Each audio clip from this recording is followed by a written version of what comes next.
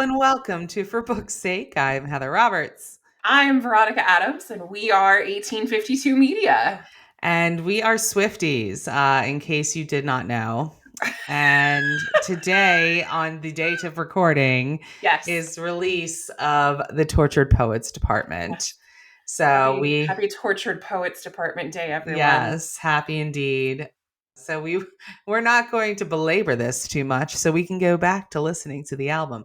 But we thought that today would be an interesting day to talk about something that Taylor does and how you can incorporate it as well into your book releasing and the marketing that Taylor does. Yes. So as you should know by now, it's been a week since release. Taylor dropped, by the time you're listening to this, right. Taylor dropped a double album. So she was hinting to something with a 2. She kept, holding up a 2 or a peace sign. Everybody was like, what's the 2? There was a countdown on her Instagram to 2 o'clock on the clock on the Spotify display. Yeah. Yeah. And so at 2 a.m. this morning, her album dropped at midnight. And at 2 a.m. this morning, she dropped essentially a double album. It's called the Anthology, the Tortured Poets Department Anthology. And it's more like 15, 16 more songs? Something like that, yeah. The total songage is 31 songs. So that's where we're at, 15 and 16. I believe the original album has 16 tracks. The anthology has 31. So that's an extra 15 songs. Correct. On the anthology version of the album. And so it's, I guess, $1 more to get the anthology. So it's if you're buying and not just streaming like those of us here. Yes, I stream. I am also a streamer. I use for those. I've not heard. Am I the only person that uses YouTube Music to stream? But that's what I use to stream. It's Google's streaming. What? Yeah, it's Google Music. And YouTube Music bought them out, and so it's still Google Music. Right. Because it's all the same property now. Yeah. So it's YouTube Music, and that's what I stream. I have all my playlists. I have everything on YouTube Music. I think I'm the only person. You might be. Because everybody's like talking about Spotify. My son has Spotify Premium. Like it's all about the Spotify. Yeah. But I have YouTube Music. And I like it also because it gives me ad-free. It's with my YouTube subscription. So it gives me ad-free videos on YouTube as well as YouTube Music for one price. Fascinating. And it's great. They have everything you ever want. So anyway, for an option for people. One of the many places you can consume this product, right? Yes. Like Heather's consuming it in a slightly more obscure place than the rest of us, apparently. Apparently. No problem. Like, yeah, I had no idea that I was like alone in my listening, but it's crazy. Like we have a YouTube subscription in our household, right? Like, right. We could also be using YouTube Music, but we aren't. We share a family Spotify account. It's fascinating. Yeah. I'm like, why would I pay for another thing that I'm already paying for? No, totally. So, and it also, we have the Google Homes. Don't listen to me. And so like it works well with the thing in the thing that's in this room that I can't. Right. Because if you say it, it'll start talking to you. Yeah. Right. So, and then it obviously syncs directly to my phone, which is nice. And so I can control that. Apple and Amazon have similar competing products. Yes. Yeah. So it's lovely. Anyway, my point. Enough of our technology digression. My point is that so she released an anthology. Well, she's calling it an anthology. It's essentially a double album is what it is. But it made me really think about different ways that authors can publish titles. And we've never really talked about anthologies, publishing an anthology or a collective series where everybody writes a book in the same series and different ways of cross promotion with one another. Yes.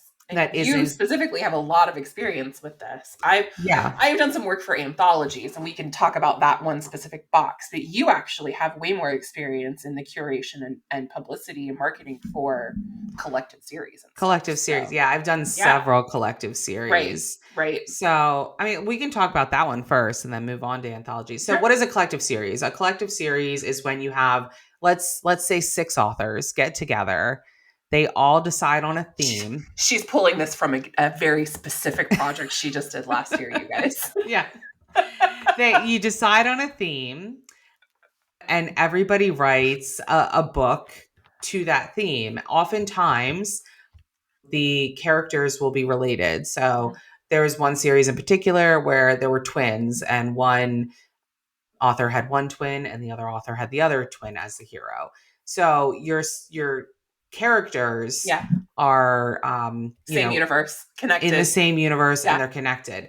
However, when you are writing your story, your specific story, the goal is for you to connect that story to your other books somehow. Right. So you want to write, you're writing in this certain universe, but you're also writing specific within your universe. Yes. It's a crossover situation. Yes. With the goal being that somebody, who loves XYZ author is going to come in and try out ABC author because they're in the same collective series. And then they're like, oh my God, I want to go and learn about these other characters that I was introduced to in ABC author's books.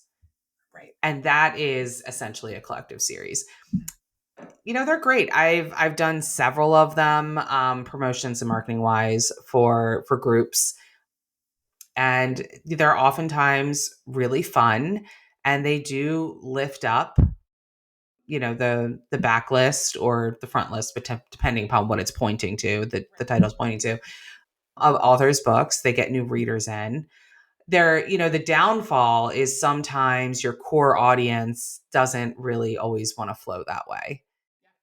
Your core audience might be like, this is a one-off, because you usually have to make it a prequel or some type of an ancillary. It's not in your series, right? It's a spin-off or a crossover. You say that, but I'm thinking of a specific example off the top of my head of someone that I collaborate with regularly, a current client who does this annually for an event that she hosts.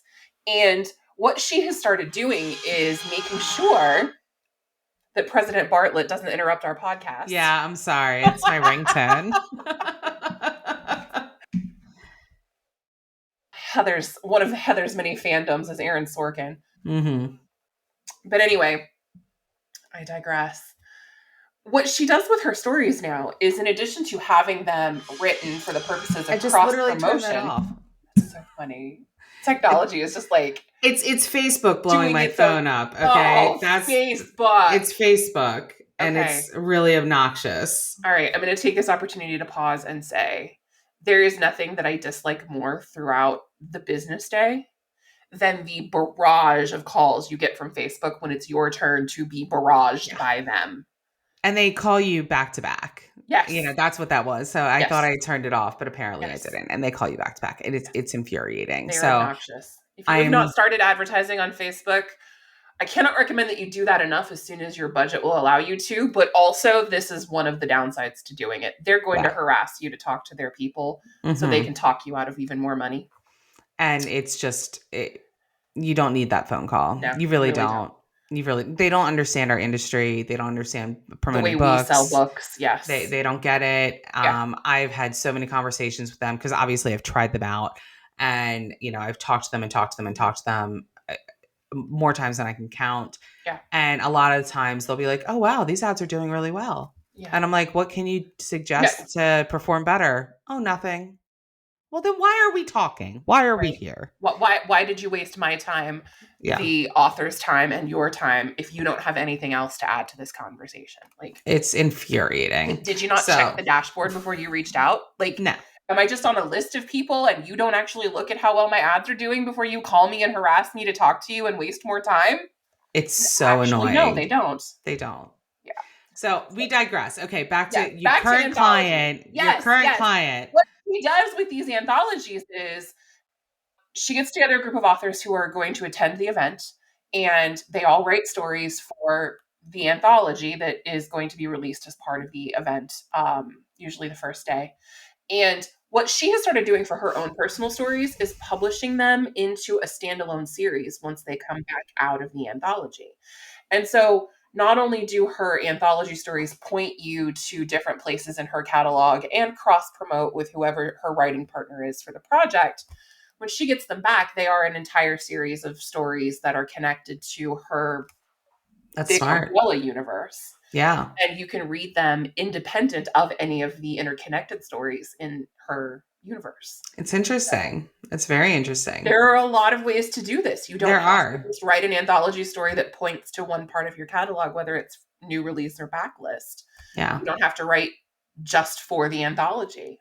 You can get creative with how you set it up and even Yeah. start a series of your own from your anthology works. From your anthology works, yeah. Uh-huh. Yeah. So in an anthology, to just pull it away slightly, so the difference between a collective series and anthology is Yes. mainly who is publishing the book and how is it being Right. published. So Right. in a collective series, you are still publishing your own title. It's under your account. You are just linking it in a series with other authors who are also publishing on their own accounts. Yes. Their own full-length books. And they're usually full-length books. Whereas in an anthology, you're publishing a novella. Probably. And Yeah. you're not publishing it likely unless you're running the anthology. But you are submitting your work to the anthology creator, who is then taking all of the works and formatting it into one title that is then being published, and then either royalties are going to be distributed or donated to at the end of the anthology run. And then at the end of that anthology run, you'll receive the rights to your story back, and you can do with it what you will. Yes. Yes. And oftentimes putting it in your own standalone series would be awesome. Like that would be great. Or a lot of authors, they'll link it to a series that's already out, like it's a bonus, yes, whatever. Or it's designed to like feed new readers from other authors in the set, the collection, through to a specific series of yours. Yeah. And either way, honestly, all of these extra cross promotional releases are great. I mean, they're fantastic because the goal is to get readers who may be coming into the anthology or collective series, but to read your work, who you've never touched before, who your work has never touched before. I should say it like that. And that's great. That's the way. That's how you can gain new readers that way. To find people who are like you and who then decide to try your work.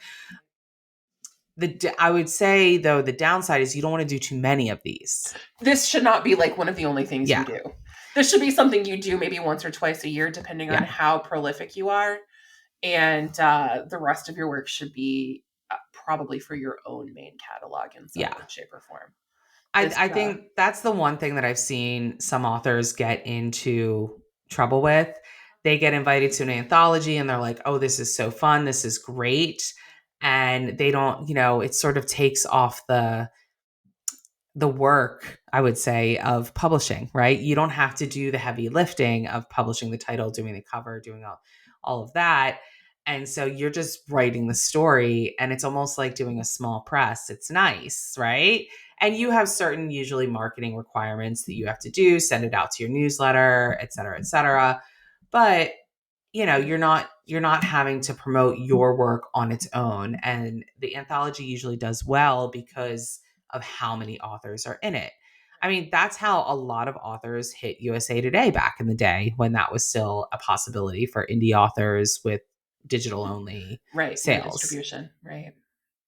And, there was a whole argument about that, of whether that's a real, did you buy your letters? Did you just get it in anthology? Everyone buys their letters. Everyone buys their letters. Like that, fundamentally the way it works is you have to invest in advertising in order to sell enough books to make the sales goal required, whether you did it as an indie 2 years ago or beyond, when it was still very easy to do it digital only, or whether you're doing it today with a print distribution partner or as a trad.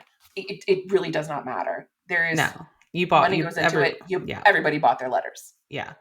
And some people are like, oh, well, you didn't get it on your own. Like, it doesn't matter. You're still a USA Today bestselling author. You hit in a collection that was on USA Today. That's a huge accomplishment. I stop, people. Stop parsing, like, stop.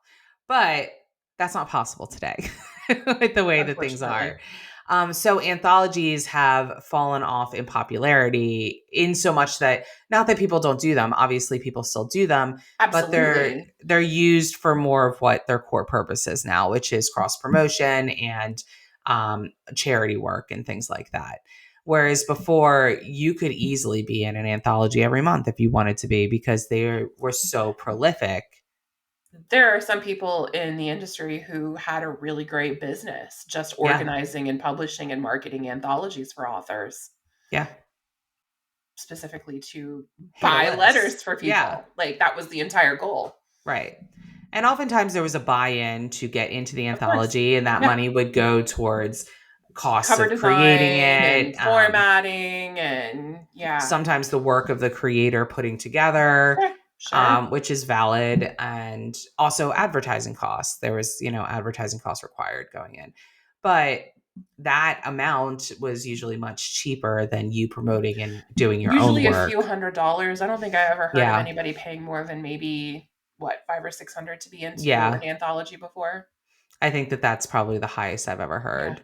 And that usually had a very healthy marketing budget, Sure. Sure. advertising budget. So that was all the rage. And yeah, it was very easy to just jump in an anthology because they're fun and easy and quick and you get to write your stories. But then if your entire collection becomes anthologies or novellas, now you're in a situation where you have to figure out, like, am I going to rework this novella when I get it out and turn it into a full-length novel Right. to republish it? Do There's I write a second short story as a companion and turn it into a duet that is really right. just one, the length of a regular novel? It's two short stories in one. I mean, what do you do with that content once you have your rights back? Yeah. So you have to be careful about how many you do. I think Yeah. 2 a year is a great rule. It gets you out there. Yes. Also, you should vary the different people that you're in the anthology with. You don't Yes. always want to be in the The same anthologies with the authors same or the same authors. organizers. Right. Yeah. Yeah. Unless, there's a certain, so with collective series, I would say it's a little bit different because if there's a group of authors who have had a great success with one collective series, it might be worth doing a round two and see if you could have a similar success. Maybe you switch out one or two authors if somebody's not into it anymore and you bring in some new people. But for the most part, that's not as critical, I think, as the anthology. It's a little different. Another interesting way to cross promote that we haven't really talked about are these Reader of the Month book clubs. And so these are situations where you sign up, the consumer, the reader, is signing up to a mailing list of reader, book of the month, romance book of the month. And so you're signing up to this newsletter list. And in return, you are receiving a book every single month from an author who is a participant of this list that's free to you. So you're getting a free book every single month and it rotates. So one month it's going to be, author A, next month it's author B, C, D, et cetera, for 12 months. And these lists then swap out the authors for the next year. So it's not the same authors that you're getting the free book from, but the the thing is the authors who are participating are receiving the emails for the entire list. So your email is being shared. That is something that they are supposed to be very clear about due to privacy laws and everything now. But just throwing it out there, if you don't know, that is how that works. Well, listen, there are some people out here who do not understand the rules of email privacy and data sharing. And every once in a while, we find ourselves on an email list we didn't sign up for either. Yeah. Every It once in a happens. while. I mean, we've had our email list stolen before, Yeah. Uh-huh. You have to be very, very careful with your email lists and who you provide access to those email lists. Because I've heard situations where there's one company that even people have unsubscribed 1,000 times. I'm And being cannot get off the hyperbolic. list. They Yeah, but continue to get. yeah. they cannot get off the list. They've messaged the person directly who does the list. They cannot. What's get off happening the in list. that situation? I Because I know really with don't know. your email provider, you click the unsubscribe button, the email provider is going to honor that request. Correct. Every time. They have to in order to be compliant with both international and federal law here in the US. Yeah. Somebody just re-uploading the entire master list again and sending it out to them again. I feel like that's what's happening. It has to be, right? It has to be, because how else do you stay on a list that you have actually unsubscribed from? Yeah. Somebody has to be manually bypassing the unsubscribe by just adding everyone back to the master list. I don't, why would you even, from somebody who owns a variety of lists, I would never want to do that for a variety of reasons. One, I don't want to pay for somebody, because a lot of these lists, a lot of these places require you to pay per individual. Yes. I wouldn't want to pay for somebody to be on my list who doesn't want to be there. Okay. No, that's number one. Amen to that. Number two, I wouldn't want somebody on my list who's just taking up space, who is then going to speak out and say, I really don't want to be on this list. I've unsubscribed a million times. You're creating bad press for yourself. For why? Right. And you're also hurting your analytics and the performance of the newsletter overall, because these people who cannot get off the list because you keep adding them back after they unsubscribe, they're going to start reporting you as spam. Right. If you get enough spam complaints, your newsletter hosting company is going to eventually ban you, and you're going to have to move to another platform. Right. And before you get to the point where they ban you, they're going to stop delivering your emails, even when you send them out. You're wasting your time and your money. Your deliverability is going to go way down. Right. Way down. Right. I don't see the point. I don't understand. The mind is boggled. I don't get it. Yeah. Yeah. It really doesn't make any sense to me. I see no upside. I really don't. We've run into a handful of people over the years without scruples or ethics. Like they're out there. It's true, but usually there's an upside for when people are using or not using ethics, I should say. Right. There is some type of monetary gain to be had. And that I can at least understand. But this situation just, I'm flabbergasted. Well, if you market yourself to unknowing authors who are buying your newsletter service as having a list of a certain size, that's where you gain money. Your clientele who don't yet know your reputation. Okay, fair. They haven't discovered what the community has to say about you, right? Yes. Maybe they're new, or they just, for whatever reason, haven't heard of you, because it happens. It's true. They pay you to do whatever it is you do with that newsletter list based on your representation that it's a certain size. And it behooves you to keep everybody on it, whether they want off or not, so that you can continue to sell your services that way. I mean, that's the only thing I can think of. I mean, that's the only, I think that might be it. If somebody else has a better idea, let us know. Because please. Yeah, we don't know. Yeah. But newsletters, that's one way. Is the Romance Book of the Month Club, back to the original point. Yes. Is, the cross full of digressions today. We are, but you know what? That's all right. But email newsletter marketing is fantastic. I once ran it was an anthology that we gave away on BookFunnel. Yeah. And so I coordinated it all. I formatted it. I made up a really quickie cover. And instead of selling it on platforms, we gave it away on BookFunnel with the requirement, obviously, that you had to sign email up capture for the newsletter. Yeah. And we gained a lot. It was like 6,000 newsletter subscribers from that anthology. And honestly, to the authors who were a part of it, they would rather have those newsletter subscribers than the sales of, whatever, than the extra, sure, because if you do a project with 6 or 10 other people, splitting royalties on 6,000 sales, that's okay. But for most of the participating authors, it's not going to make or break their business in any way, shape, or form. Right. But 6,000 new people that you can market to, some of whom are going to remove themselves once they get your first newsletter. But having that pool of people to potentially sell more books to in the long run is way more valuable. Yeah. So that was a fantastic promotional experience. Yeah. And something that, I'd like to do again. I haven't done that exact thing again. It was a lot of work. I mean, because you're creating an anthology. Sure. So it is a lot of work. It's not, you're herding cats in getting your stories from the authors, and then you have to format, cover, produce, all do of that the whole stuff. thing. So It is not for the faint of heart, but the payoff was fantastic for that particular cross-promotional event. I want to say, so something I haven't seen in a long time, another cross-promotional author situation, is when one author will promote another author's new release in the back of their book. So in the back matter. It has been a hot minute since I have read a book that was doing that. I have not seen that in a long time, but Yeah. it was really successful. And usually they would trade, right? Like it's not like one person was just doing it out of the kindness of their heart. They would they would trade their new releases. So author A has a new release and author B has a new release right around the same time. They're in the same genre.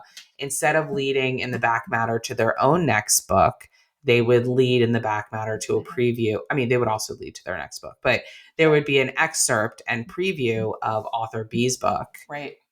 And a link to author B's book, and then same vice versa. Author A's readers check out author B, author B's readers check out author A, and it's a nice little cross-promotional exercise. Yeah. And I have not new readers into both authors' catalogs. I've not seen that in a long time. A long time. It was really successful for the authors who participated in it. I understand that there needs to be time limits and things on that. You don't want to have that in there forever, which requires you then, being able to update your own back matter. And if I have to say it in every single episode, I will. You need to be able to update your own back matter on a whim. Get a license for Vellum, get a license for Atticus, get a license for whatever program you like, and learn how to use it. Learn how to use it. It will make your life infinitesimally easier. Yes. So much easier when you control that aspect. And I don't care if you have to hire somebody local to do it for you or, whatever. You get 2 computers per license. So use that as you'd like. But it's necessary. It is so necessary because then you can do things like that.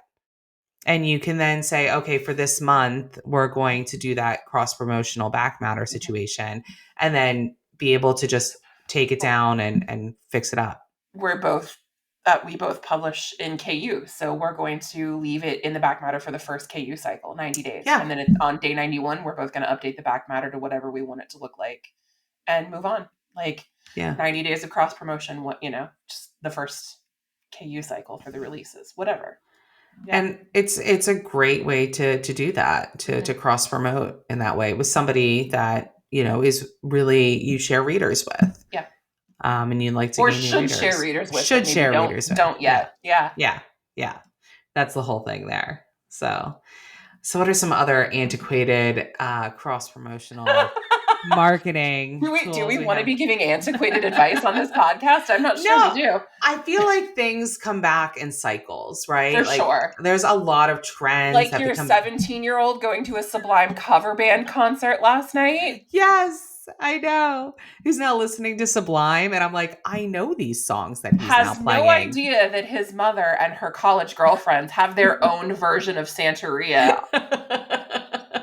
No. From Spring Break 2006. Yeah, 2006. Yeah, it's been a minute. Yeah.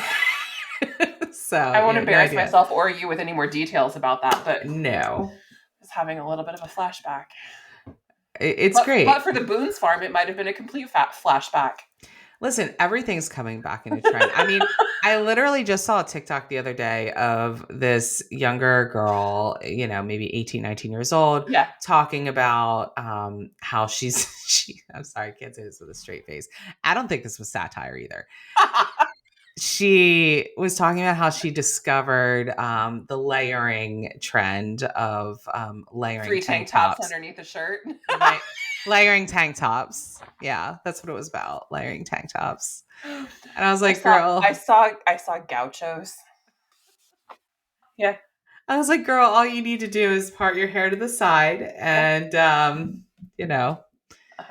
find yourself some skinny jeans. You'll be good to go. For sure. We got you. But yeah, my point, trends come back around. They lose in popularity and then somebody rediscovers it and thinks that they discovered it for the first time. Right. So not so much antiquated, but things that have gone out of style, but still could work today, I think is maybe a better way of saying that instead of for antiquated marketing techniques. For sure. Some things just apply in a niche way, like Soundgarden's Black Hole Sun being at the top of the metal charts right now because of the eclipse 2 weeks ago, right? Exactly. Like, things just happen, and stuff from the past happens to fit today for some reason. It's really interesting, though.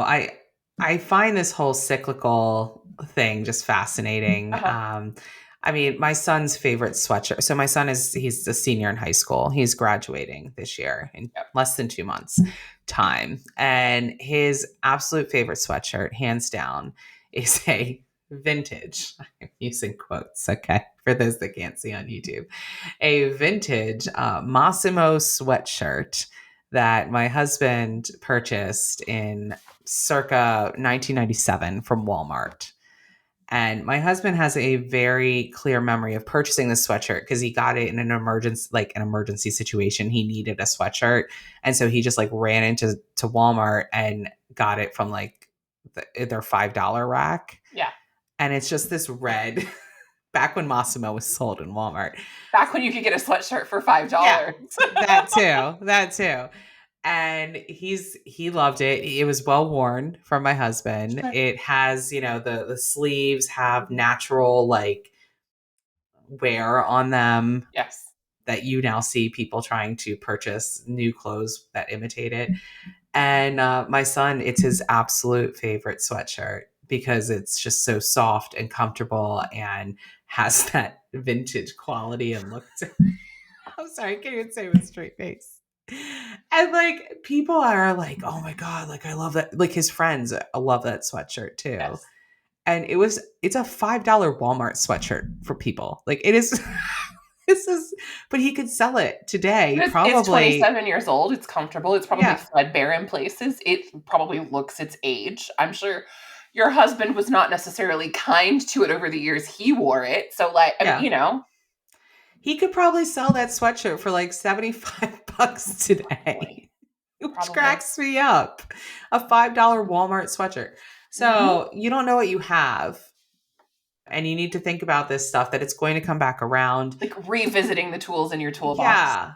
And we talked about it a little bit last time with like looking at what's working for you now and what you can do to change. Maybe it's decreasing expenses. Maybe it's finding new technology.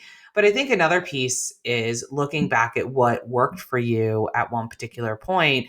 Did you abandon it because it stopped working? That's possible. Could it work again today? Is it something to try again? Just because it stopped working doesn't mean it won't start working again. Right. The trend for that might have ended. Now let's start again.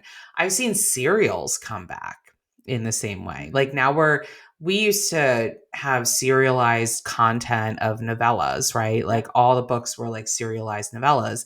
And now we have the same type of serialized content, but it's just on platforms like Radish or in audio form like Pocket FM and different types of or even Kindle Vella. Yeah. So those types and those formats haven't really gone away. And if that was your niche and you really loved that, stories, all of those places. Yeah. Then maybe you should try to work some content into those places now. Take some older content that was serialized and re-upload it into these newer platforms that have the audience.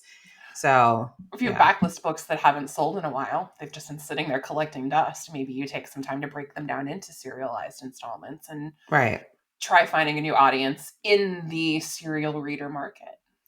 It's just right. And it's a matter of looking at your products as a whole and saying, what can work for me now? What can work for me in the future? What can I rework to make work for me now? Right. And really taking a critical eye to those things and sort of taking the emotions out of it and looking at that. But that's my 2 cents for the day. I think that last sentence is just super important business advice in general, right? Like it's okay to have your feelings and to be emotional about things, but maybe not necessarily always make decisions driven from that perspective. Absolutely. And to be sure that you're checking yourself when it comes to that stuff. I used business decisions as logically as you can. I'm a very logical person. I really am. Like, she to a is, fault. you guys. It's to a fault. But that's what we love about Heather.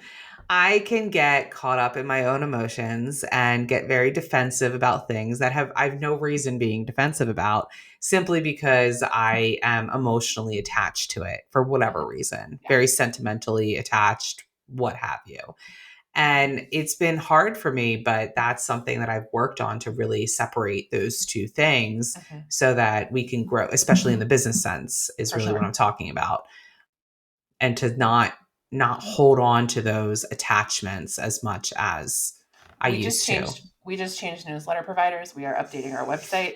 Those are things that, Heather put a lot of time in building for us before we were an us, when it was just her and Mikey.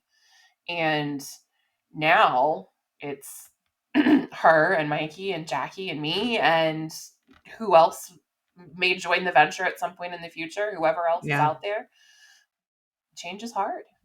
Change is hard. Yeah. We were comfortable with those things, but we're still overhauling them because we've assessed it logically and decided that it was time to do that. So Heather's taking that on for us. Yeah. And you have to remove the emotion. Yeah, you should do that too. You may love your website and the way it looks. Yeah. You may still need to overhaul it if you haven't updated it since 2017. Does it look better? Could it look better? Is there a better way of, putting something out there? Is it incorporating all the available technology to make it easier for you and the readers or customers or clients or whoever's visiting it? Yeah. Are you presenting it in an intuitive way, or is it just a way that you're used to seeing? So you think it's intuitive, but it's really not. So give a critical eye. Don't be afraid to get a second opinion on things. And don't be afraid to overhaul. And try new things. Get into an anthology this year. Try old things, apparently. Yeah. Not just new things. Go try old things. Absolutely.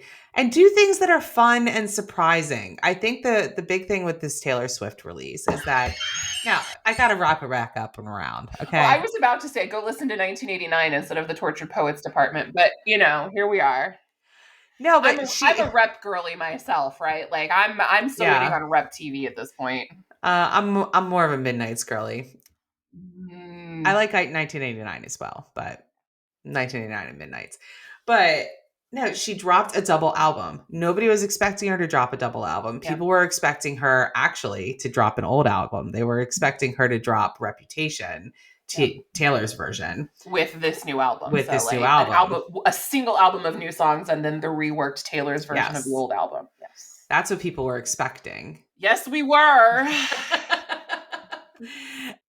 But that's not what happened, obviously. She dropped... No, it's not. She dropped a double album, and that was unexpected. People are very psyched about it still. It kept people on their toes, and it's really... She hyped this up. Okay, guys, all she was doing was dropping a double album. So you might think, oh, all I'm doing is dropping maybe two books at once, right? You give people more than they're expecting. Rapid releasing a trilogy, writing it all up front, and then, whatever. But she dropped hints to what she was doing the whole time.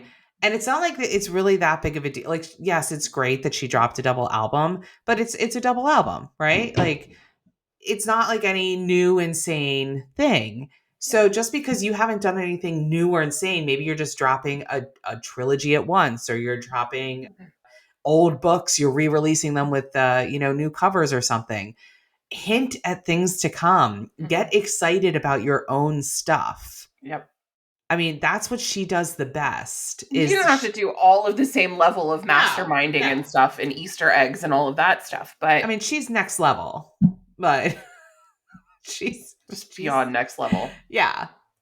Did you know today, the day we are recording this, is not just something about National Poetry Day, poets something. I don't know. There's something related to poetry and the title of the album. It's also National Cat Lady Day. Oh my God. That's hilarious. I haven't seen anybody on the internet talking about it until this morning. That's hilarious. Like, she's just the most extra. It blows my mind. She is the most extra. Like, There are some authors out there who are this level of clever, but I don't think I've ever seen anybody take it this far with book stuff. Yeah, I don't think so either. Yeah, channel your Taylor Swift when you're thinking about marketing your books. Get excited about your own stuff and make a big deal about stuff that you might think is trivial, but to people who love your work, it's not. Let them get excited about things. Yes. As Taylor says, it's okay to be excited about things. Like, there's nothing worse than somebody who is just shitting on someone else because they're excited about something. I live in a society that likes to downplay the interests and the joy of certain members of the society. Oh, that is very true. Yes. Because of how it's perceived as violating patriarchal and puritanical principles. Mm-hmm. But yeah, you don't have to yuck other people's yum, and you can also get out there and be like into the yum and being, positive and energetic and joyful about what you're doing. It's okay. Your product, your art, and how you sell that art specifically. Exactly. Get excited about it. Have fun with it. Yes. Taylor has the most fun with it. Well, it's hard not to have fun when you're a billionaire with the kind of platform she has, right? True. But wait till you listen to Prophecy and you'll, Yes, we should just start a Taylor Swift podcast. I don't know why we haven't yet. I really should. Really should. We were comparing notes before we started recording on where we are both at in our current listens through the new Anthology double album. Yes. Heather's way ahead of me, but I'm almost. I started at 8:30 this morning. Yeah, well, her day starts an hour before mine, and also she had more time available this morning, so she's way ahead of me. Yeah, I expect you to check back in once you're done. For sure, you will be hearing from me as soon as I'm finished. I promise. But yes, get your readers as excited as we get over Taylor Swift albums. Yeah, as a reader, I want to have this experience with my favorite authors too. I do. I don't want this to just be about this music and, this artist. I am this way for other musical acts as well. Heather is too. Mm-hmm. Taylor's just perhaps the most poppy pop culture example for us to draw on. Yeah. But all right, go out there and market your books and listen to Taylor Swift. Yes. That's our edict for the day. And we're